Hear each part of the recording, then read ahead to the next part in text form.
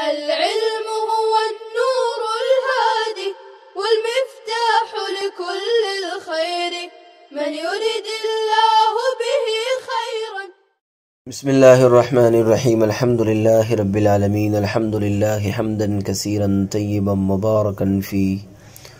سبحان الله وبحمده عدد خلقه ورضا نفسه وزنة عرشه ومداد كلماته. فسبحان الله حين تمسون وحين تصبحون وله الحمد في السماوات والأرض وعشيا وحين تظهرون.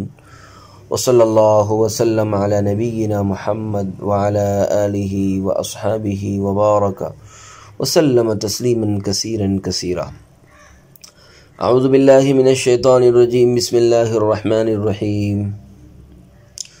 ومن الناس من يشتري لهو الحديث أي ما يلهي منه عما يعني، یا یوں پڑھیے ما یلہا منہ عما یعنی، لیضل بفتح الياء وضمها عن سبیل اللہ طریق الاسلام بغیر علم ويتخذها بالنصب عطفا على يضل وبالرفع عطفا على يشتري هزوا مهزوا بها اولئک لهم عذاب مہین ذو اہانۃ. وَإِذَا تُتْلَى عَلَيْهِ آيَاتُنَا وَلَّى مُسْتَكْبِرًا كَأَن لَّمْ يَسْمَعْهَا كَأَنَّ فِي أُذُنَيْهِ وَقْرًا. وَإِذَا تُتْلَى عَلَيْهِ آيَاتُنَا الْقُرْآنُ وَلَّى مُسْتَكْبِرًا مُتَكَبِّرًا وَقْرًا صَمَمًا. وجملة التشبيه حالان من ضمير وَلَّى أو الثانية بيان للأولى فبشره أعلمه بعذاب أليم مؤلم. وذكر البشارة تحكم به وهو النضر بن الحارث كان يأتي الحيرة يتجر فيشتري كتب أخبار الأعاجم ويحدث بها أهل مكة ويقول إن محمدا يحدثكم أحاديث عاد وثمود وأنا أحدثكم حديث فارس والروم فيستملحون حديثه ويتركون استماع القرآن. اور بعض لوگ جو اپنے رب کی طرف، اور بعض لوگ ایسے ہیں کہ جو لغو باتوں کو خریدتے ہیں، یعنی وہ چیز جس کی وجہ سے مقصد سے غافل کر دے. یہ ترجمہ اس صورت میں ہے جب کہ معروف پڑھا جائے، اور اگر یلہا مجہول پڑھا جائے تو ترجمہ یہ ہوگا اور بعض لوگ ایسے ہیں جو ایسی لغویات کو خرید لیتے ہیں کہ جن کے ذریعے مقصد سے غافل کیے جائے، تاکہ اللہ کے راستے سے یعنی اسلام کے طریقے سے ناسمجھی کی وجہ سے گمراہی میں پڑے رہے، یا تاکہ لوگوں کو گمراہ کرے. لیضل فتحہ اور ضمہ کے ساتھ ہے، ویتخذھا نصب کے ساتھ یضل پر عطف کرتے ہوئے اور رفع کے ساتھ یشتری پر عطف کرتے ہوئے، تاکہ ان آیات یعنی سبیل اللہ کا مذاق اڑائے. یہی وہ لوگ ہیں جن کے لیے رسوا کن عذاب ہے، اور جب اس کو ہماری آیتیں یعنی قرآن پڑھ کر سنائی جاتی ہے تو تکبر کرتا ہوا اس طرح منہ پھیر لیتا ہے گویا کہ اس نے سنا ہی نہیں، گویا کہ اس کے کانوں میں ڈانٹ لگی ہے، یعنی گرا گوش ہے.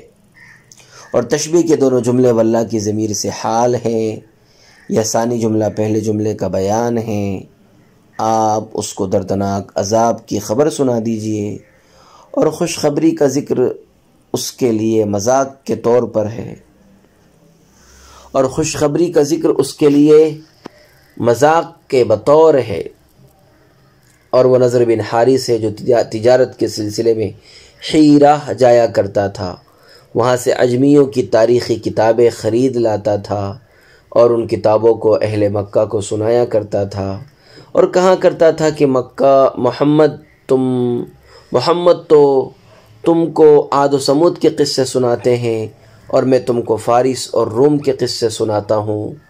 تو یہ لوگ اس کی بات کو پسند کرتے تھے اور قرآن سننا ترک کر دیتے تھے.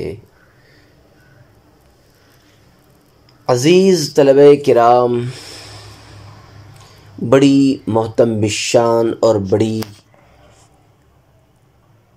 ہی عجیب و غریب آیت کریمہ ہے یہ۔ وَمِنَ النَّاسِ مَن يَشْتَرِي، من الناس خبر مقدم ہے اور من یشتری مبتدائے مؤخر ہے۔ یہ لفظاً مفرد اور معناً جمع ہے۔ آئندہ ضمائر میں اسی کی لفظی حیثیت کا لحاظ کیا گیا ہے اور اولئک میں معنی کی رعایت کی گئی ہے۔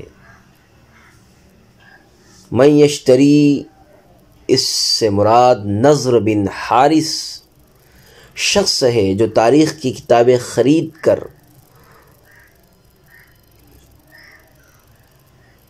جو رستم اور اسفندیار کے قصے سنایا کرتا، یا بعض کی رائے کے مطابق اس نے 2 باندیاں خرید کر انہیں 20واں بنا دیا تھا تاکہ نوجوان مسلمان کو پھانس کر ورغلائے۔ اور ابن عباس اور ابن مسعود رضی اللہ عنہما دونوں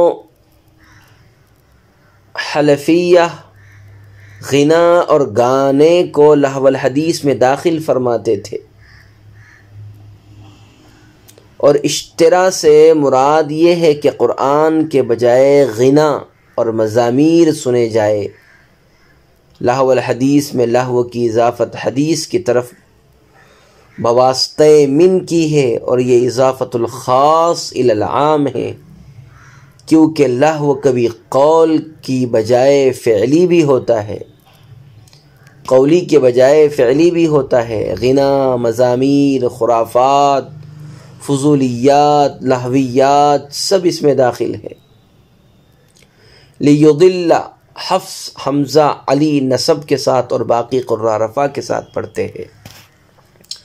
من ضمیر واللہ ای واللہ مشابہا حالہ بحال من لم یسمعہ ومشابہا کمن فی اذنیہ وقر لا یقدر ان یسمع۔ دوسرا جملہ پہلے جملے کا بیان بھی ہو سکتا ہے اور حال متداخلہ بھی، اور علامہ زمخشری رحمہ اللہ تعالی نے دونوں جملوں کو مستانفہ بھی کہا ہے۔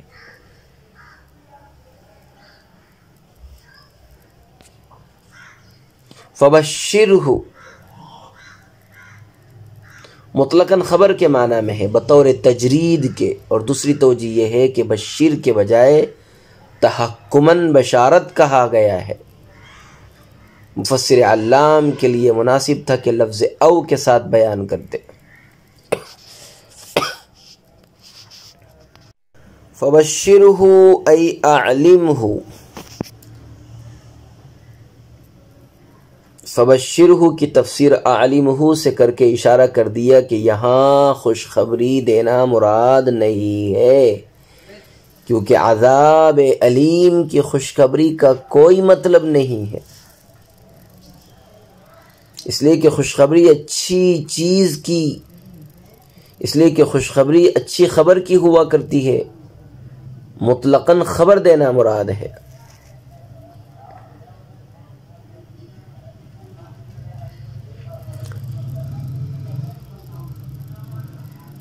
وَمِنَ النَّاسِ مَن يَشْتَرِي لَهْوًا، لہا یلہو لہون نصر کا مصدر ہے، ایسے فضول کام میں مشغول ہونا جس کی وجہ سے مفید کام متروک ہو جائے، اسے لہو کہتے ہیں۔ لہو کسے کہتے ہیں؟ ایسے فضول کام میں مشغول ہونا کہ جس کی وجہ سے مفید کام متروک ہو جائے، ضروریات کو چھوڑ کر فضولیات میں مصروف ہونا۔ لہو مصدر یہاں اس میں فاعل کے معنی میں ہے، یعنی وہ فضول باتیں جو غافل مقاصد سے غافل کرنے والی ہو۔ لہو الحدیث یہ اضافت بمعنی من ہے، جیسا کہ شارح نے منہ کہہ کر اشارہ کر دیا ہے۔ اصل میں لہو من الحدیث تھا، فضول اور بے سروپا قصوں کا کھیل تماشا. اما یعنی وہ چیز جو مقصود ہو. اب ترجمہ یہ ہوا لہو الحدیث وہ شے جو مفید اور کار آمد شے سے غافل کر دے.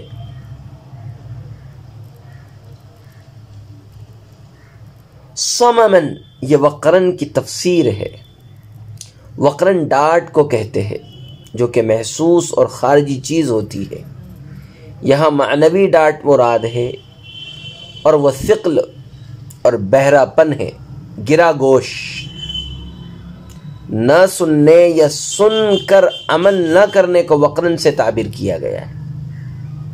نہ سننے کو یا سن کر عمل نہ کرنے کو وقرن سے تعبیر کیا گیا ہے.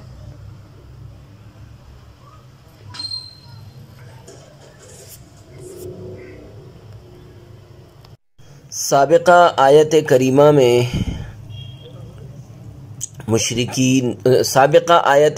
میں محسنین، مفلحین، سعادہ کا ذکر تھا. اس آیت کریمہ میں بطور تقابل بدکار، مشرکین، اشقیاء کا ذکر ہے. پہلی آیت میں محسنین کے اوصاف کا ذکر تھا. الذین یقیمون الصلاۃ ویؤتون الزکاۃ وہم بالآخرۃ ہم یوقنون. اس آیت کریمہ میں مشرکین کے اوصاف کا ذکر ہے. ومن الناس من یشتری لہو الحدیث. من تبعیضیہ ہے شان نزول کے اعتبار سے. اگرچہ ایک خاص شخص نضر بن حارث ابن کلدہ مراد ہے، نضر بن حارث ابن کلدہ مراد ہے، مگر الفاظ عام ہیں جس میں لہو الحدیث سے دلچسپی رکھنے والا ہر شخص داخل ہے. شان نزول وَمِنَ النَّاسِ مَن يَشْتَرِي لَهْوَ الْحَدِيث. اس آیت کا شان نزول ایک خاص واقعہ ہے کہ نضر بن حارث بن کلدہ مشرکین مکہ میں ایک بڑا تاجر شخص تھا اور تجارت کے لیے مختلف ملکوں کا سفر کرتا تھا. وہ ملک فارس سے شاہان عجم، کسرا وغیرہ کے تاریخی قصے خرید کر لایا کرتا اور مشرکین مکہ سے کہتا کہ محمد صلی اللہ علیہ وسلم تم کو قوم عاد و سمود کے واقعات سناتے ہیں، میں تمہیں ان سے بہتر رستم اور اسفندیار اور دوسرے شاہان فارس کے قصے سناتا ہوں. یہ لوگ اس قصے کو شوق اور رغبت سے سننے لگتے کیونکہ اس میں کوئی تعلیم تو تھی نہیں جس پر عمل کرنے کی محنت مشقت اٹھانی پڑے، صرف لذت آمیز کہانیاں تھی. ان کی وجہ سے بہت سے مشرکین اس سے پہلے جو کلام الہی کے اعجاز اور یکتائی کی وجہ سے اس قرآن سننے کی رغبت رکھتے تھے اور چوری چوری سنا بھی کرتے تھے، ان لوگوں کو قرآن سے اعراض کا بہانہ ہاتھ آ گیا.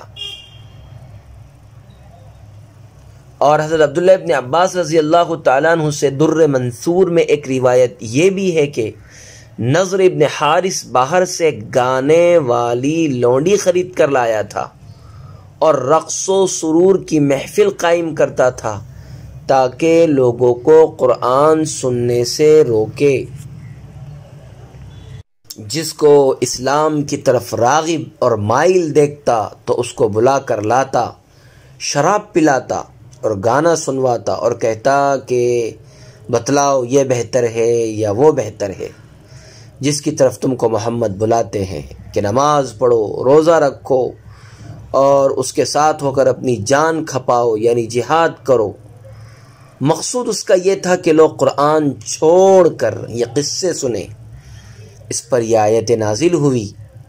امام قرطبی رحمہ اللہ تعالی فرماتے ہیں کہ عبداللہ ابن عباس اور عبداللہ ابن مسعود اور عبداللہ ابن عمر اور جابر ابن عبداللہ وغیرہ حضرات سے یہی منقول ہے کہ یہ آیت گانے بجانے اور لغو کہانیوں کے بارے میں نازل ہوئی. حضرت عکرمہ، حضرت سعید ابن جبیر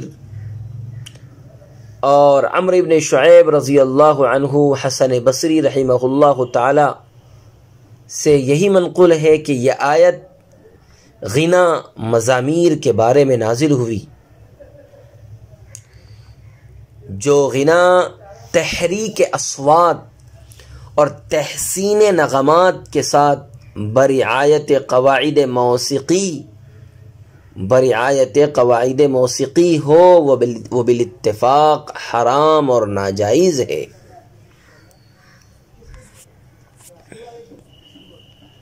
وصلی اللہ وسلم علی نبینا محمد وعلی آلہ واصحابہ وبارک وسلم تسلیما کثیرا کثیرا. السلام عليكم. لا تنسوا الاعجاب بالفيديو والاشتراك في القناة تشجيعا لنا لنستمر بنشر المزيد إن شاء الله.